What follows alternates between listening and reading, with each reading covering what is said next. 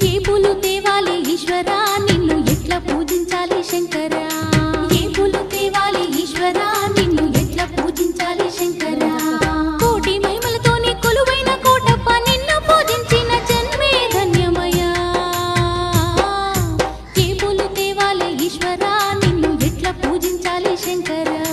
ఏ పూలు తేవాలి ఈశ్వరా నిన్ను ఎట్లా పూజించాలి శంకరా